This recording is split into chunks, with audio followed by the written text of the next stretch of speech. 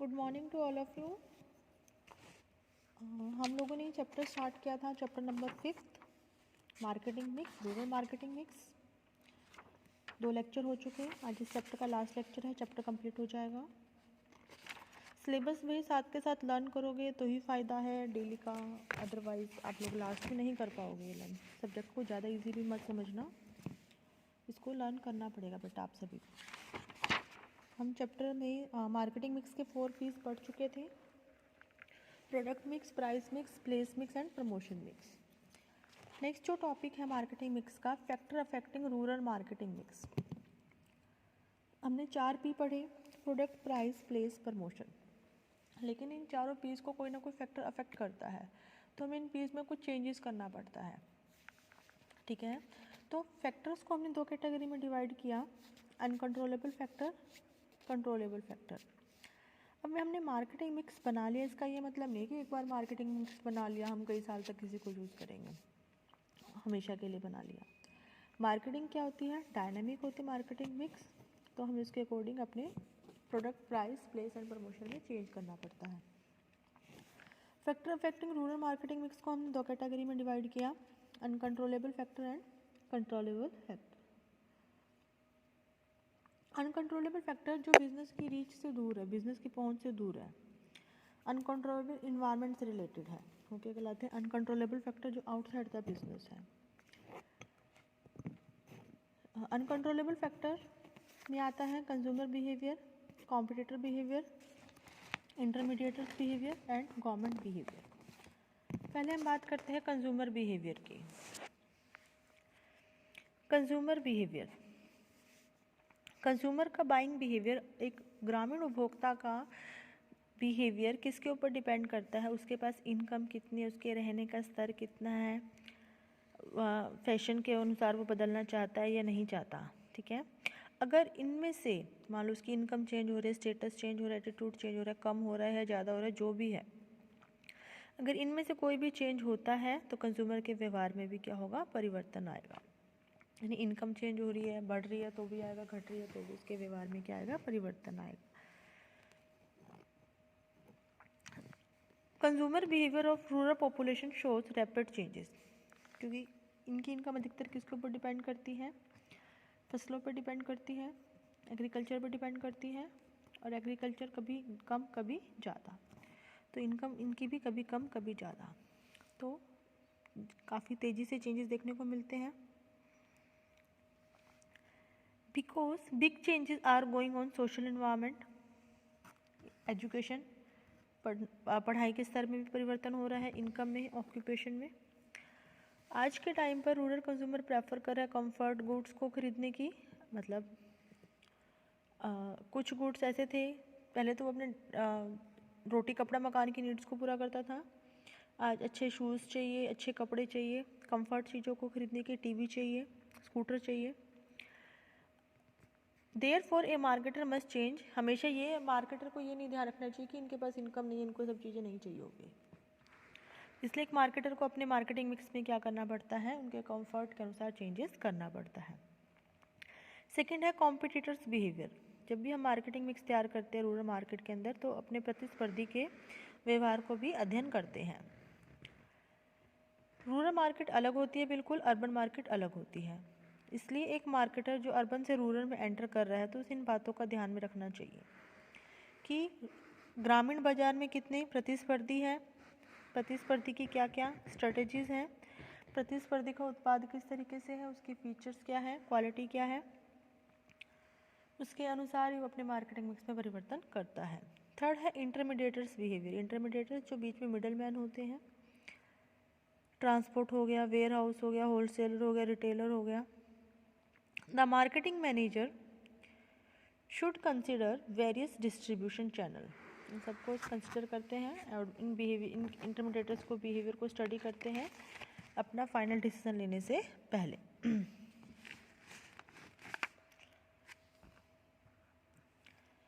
As wholesaler and retailer, एक थोक विक्रेता और फुटकर विक्रेता ही डायरेक्ट कांटेक्ट में आते हैं गांव के उपभोक्ताओं के, इसलिए थोक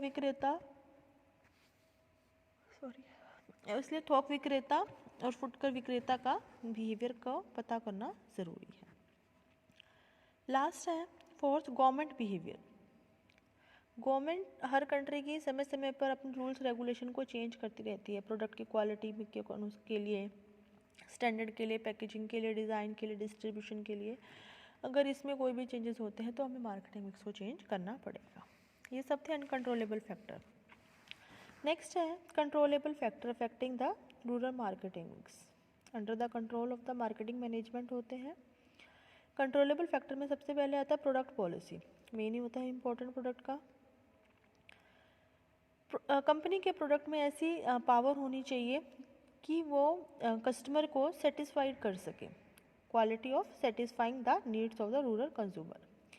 इन बातों को ध्यान में रखते हुए प्रोडक्ट इस तरीके से डेवलप किया जाता है नए प्रोडक्ट को कि वो ग्रामीण उपभोक्ताओं की आवश्यकताओं को संतुष्ट कर सके। नया प्रोडक्ट बनाया, एग्जिस्टिंग प्रोडक्ट में कोई मॉडिफिकेशन करी, एक्सटेंशन करी। सेकेंड है ब्रांड पॉलिसी। रूरल कंज्यूमर जो होते हैं लेस एनालिटिकल होते हैं, लेकिन इम्पॉर्टेंस देते हैं अपनी नीड्स को सेटिस्फाई करने में। चाहे ये ब्रांड धीरे धीरे एक्सेप्ट करते हैं, लेकिन एक बार जब इन्होंने एक्सेप्ट कर लिया तो उस ब्रांड के प्रति क्या बन जाते हैं, ये लॉयल बन जाते हैं। थर्ड है पैकेजिंग पॉलिसी। पैकेजिंग क्या होता है, एक वेपन होता है जो कंपटीशन से हम जैसे फाइट कर सकते हैं। हमारा पैकेट अलग है, दूसरे का अलग है, तभी हमारे प्रोडक्ट को हम डिफ्रेंशिएट कर सकते हैं। अब गांव के उपभोक्ताओं के पास इतनी इनकम तो नहीं होती कि वो लार्ज पैकेट्स को इकट्ठा खरीद सके, ठीक है, इकट्ठा स्टॉक रख सके। तो इसके लिए स्मॉल पैकेजिंग को भी ध्यान में रखना ज़रूरी है। छोटे छोटे पैकेट्स बनवाने ज़रूरी है। जैसे चाय पत्ती है, 10 रुपये का पैकेट भी आता है, 20 का भी आता है, पाइया का भी आता है, आधा किलो का भी आता है, 1 किलो का भी होता है। अब गांव के लोग 1 किलो चाय पत्ती तो इकट्ठी खरीद के नहीं रखते, वो क्या करते हैं अपनी रिक्वायरमेंट के अनुसार 100 ग्राम ले ली, पाइया ले ली, इस तरीके से क्या करते हैं गुड्स को परचेज करते हैं। यानी पैकेजिंग का भी ध्यान रखना ज़रूरी है कि हम सोचें कि जैसा शहर में बेचते हैं वैसा ही गांव में बेच सकते हैं, पॉसिबल नहीं है। फोर्थ है price policy. Price alternation generally made by the marketer to attract the rural consumer. Price में चेंजेस किए जाते हैं ताकि हम ग्रामीण उपभोक्ताओं को अपनी ओर आकर्षित कर सके। अब इसके लिए क्या है कि हम डिस्काउंट का कर सकते हैं, या फिर गांव के उपभोक्ता जो आते हैं उनके अनुसार वस्तु का मूल्य उनसे हम कई बार चार्ज कर लेते हैं, कूपन्स देते हैं। प्राइस पॉलिसी चेंज हो जाती है। Price policy change also change the marketing mix, क्योंकि मार्केटिंग मिक्स का एक पी है प्राइस। तो प्राइस पॉलिसी में कोई चेंज होगा तो मार्केटिंग मिक्स में भी चेंज होगा। देखो तो पहले हमने पढ़ा प्रोडक्ट में कोई चेंज होगा, प्रोडक्ट ब्रांड पैकेजिंग, तो मार्केटिंग मिक्स में चेंज होगा। प्राइस में कौन चेंज होगा, तो मार्केटिंग मिक्स में। फिफ्थ हम पढ़ रहे हैं प्रमोशन। प्रमोशन में कोई चेंज होगा तो मार्केटिंग मिक्स में। प्रमोशन गुड्स के सेल्स को इंक्रीज करने के लिए लोगों को मोटिवेट करना, प्रमोशन।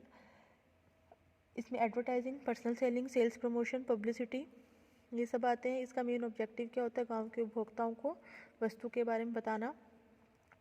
ये मान के चलते हैं कि गांव के उपभोक्ताओं की जो लिटरेसी लेवल है वो लो होता है रूरल एरिया के अंदर, इसलिए हम प्रिंट मीडिया को यूज़ नहीं कर सकते। हम इस ड्यूरेशन में क्या यूज़ करते हैं, टेलीविज़न और रेडियो का यूज़ करते हैं इन्फॉर्मेशन को बताने के लिए। कुछ जगहों पे कलरफुल बैनर्स लगा दिए जाते हैं, पोस्टर्स लगा दिए जाते हैं। इसका पर्पस क्या होता है, एडवर्टाइजमेंट करना। तो use of advertising media and other techniques of promotion, most important part है एडवर्टाइजिंग मिक्स का। 6 है distribution policy. Transportation, poor transportation system, less storage facility with the retailer, lack of communication facility are certain points to be decided under the distribution system. इन सभी तथ्यों का हमें ध्यान में रखना ज़रूरी होता है। अगर इनमें से किसी में चेंज होता है तो हमारे मार्केटिंग मिक्स में भी चेंज होगा। फिजिकल डिस्ट्रीब्यूशन, मार्केटिंग मैनेजर अपने गुड्स को इस तरीके से सप्लाई करता है कि गांव के उपभोक्ताओं की आवश्यकताओं को संतुष्ट किया जा सके। इसका मेन पर्पस क्या होता है physical distribution, at right place at right time at right product, right person को राइट जगह पे राइट प्रोडक्ट अवेलेबल हो जाए। इस तरीके के ऑब्जेक्टिव को पूरा करने के लिए अपने फिजिकल डिस्ट्रीब्यूशन में कुछ चेंजेस ला सकता है बिजनेस। वेयर हाउसिंग हो गया, फिजिकल डिस्ट्रीब्यूशन में ट्रांसपोर्टेशन आ गया, डिस्ट्रीब्यूशन चैनल हो गए। इसके अलावा है कुछ अदर फैक्टर्स। तो हमने पढ़ा कि प्रोडक्ट में अगर कोई चेंजेस होता है तो मार्केटिंग मिक्स में चेंज होगा, ब्रांड में, पैकेजिंग में, लेबलिंग में, ब्रांड में प्राइस में कोई चेंज होगा, प्रमोशन में या डिस्ट्रीब्यूशन में कोई चेंज होगा, तो मार्केटिंग मिक्स में क्या होगा, चेंज होगा। नेक्स्ट है 4A of rural marketing mix. अभी हमने 4P पढ़े थे, प्रोडक्ट, प्राइस, प्लेस, प्रमोशन। अब हम क्या पढ़ रहे हैं इसके अंदर, 4A पढ़ रहे हैं। 4A मॉडल, ये किसके ओरिएंटेड है, कस्टमर ओरिएंटेड मॉडल है। 4A में क्या आते हैं, affordability, availability, acceptability and awareness. 4A में आएंगे कंज्यूमर के पॉइंट ऑफ व्यू से affordability, availability, acceptability and awareness. तो पहला हम पढ़ रहे हैं अफोर्डेबिलिटी। प्रोडक्ट ऐसा बनाएं जिसे ग्रामीण उपभोक्ता अफोर्ड कर सके। अफोर्ड करने का ये मतलब नहीं है कि आप सस्ता और गंदी क्वालिटी का प्रोडक्ट उसमें बेच रहे हो, आप अच्छा प्रोडक्ट और ऐसा हो कि आप उनसे जितना प्राइस चार्ज कर रहे हो उसे वो अफोर्ड कर सके, इजीली पे कर सके। और प्रोडक्ट की इतनी वर्थ भी होनी चाहिए, इतनी वैल्यू भी होनी चाहिए। उनको प्रोडक्ट को खरीद के ऐसा ना लगे कि हमने इसका मूल्य ज़्यादा चुका दिया। मतलब अफोर्डेबिलिटी ये नहीं कह सकते कि मैं तो सस्ता प्रोडक्ट ही अफोर्ड कर सकता हूँ, नहीं, अच्छी क्वालिटी का प्रोडक्ट, चाहे उसका प्राइस थोड़ा सा सही हो लेकिन उस ऐसा प्राइस हो जिसे ग्रामीण उपभोक्ता इजीली पे कर सके। अब इसके लिए कंपनी छोटे छोटे पैकेजिंग बनाती है, जैसे मैंने अभी पीछे आपको टी का एग्जांपल दिया था, ऐसे साबुन है, तेल है, छोटी छोटी पैकेजिंग आती है इसकी। सेकेंड है अवेलेबिलिटी, उसे प्रोडक्ट को खरीदने के लिए दूर शहर में ना जाना पड़े, उसके गांव में ही रिटेलर शेल्फ के ऊपर वो प्रोडक्ट अवेलेबल हो जाए। जैसे ही रिटेलर्स के पास प्रोडक्ट पहुंच जाता है तो हमें पता चल जाएगा कि हमारे प्रोडक्ट की सेल ज़्यादा होगी या कम होगी। थर्ड है एक्सेप्टेबिलिटी, ये बहुत ज़रूरी है कि गांव के उपभोक्ता प्रोडक्ट को एक्सेप्ट करे, इस तरीके से डिज़ाइन करे। तो इसके लिए कंपनी जैसे कंपनी टीवी का जैसे साइज़ है, छोटा बड़ा बड़ा, इस तरीके से कंपनी अपने प्रोडक्ट को बनाती है। लास्ट है अवेयरनेस। अब गुड्स के सेल्स को इंक्रीज़ करने के लिए अवेयरनेस करनी ज़रूरी है। इसके लिए कंपनी क्या यूज़ करती है, television, radio media, outdoor media का यूज़ करती है। तो यानी हमने इस सबको किस पॉइंट ऑफ व्यू से देखा, कंज्यूमर पॉइंट ऑफ व्यू से। Awareness, affordability, availability, acceptability and awareness. हमने अभी 4P मॉडल पढ़ा था। नेक्स्ट है 7P मॉडल। 4P में तो product, price, place, promotion, 3 additional P है। ये हम लोगों ने पिछले सेमेस्टर फंडामेंटल ऑफ मार्केटिंग में भी पढ़े थे, रूरल मार्केटिंग में भी है। तो इसमें 3 एक्सटेंडेड P कौन से हैं, passion, pace and public relation. एक गांव का जो सेल्समैन होता है ना, गांव में जो सेल्समैन होता है उसके अंदर गुड्स को बेचने के लिए पैशन होना चाहिए, पेस होना चाहिए एंड पब्लिक रिलेशन अच्छे बनाता हो। पैशन का मतलब क्या है कि उसका एटीट्यूड ऐसे होना चाहिए कि वो सीरियस हो अपने काम को लेकर, तभी वो रूरल मार्केट में सक्सेसफुल हो सकता है। अपनी पर्सनल एनर्जी लगा दे अपने गुड्स को बेचने के लिए, तभी वो गांव में सक्सेसफुल हो सकता है। और एक बार ही गांव में प्रोडक्ट को बेचने में ज़्यादा मेहनत करनी पड़ती है, उसके बाद अगर गांव का उपभोक्ता है, और मैंने भी आपको पीछे बताया था कि गांव का उपभोक्ता क्या होता है, ब्रांड लॉयल होता है, एक बार प्रोडक्ट को परचेज करे तो वो बार बार खरीदता है। सेकेंड है पेस। पेस का मतलब है यहाँ पर product which touches the rural retailer shelf first. जो गांव के रिटेलर है, यानी कि जो गांव की दुकानें हैं, वहाँ पर प्रोडक्ट सबसे पहले पहुँचा देता है एक मार्केटर, जो भी मार्केटर है। तो कंज्यूमर फर्स्ट, रूरल कंज्यूमर है, फर्स्ट प्रोडक्ट को ज़्यादा प्रेफरेंस देता है, क्योंकि पहले प्रोडक्ट आया मार्केट में, पहले लोगों ने उसे एक्सेप्ट कर लिया।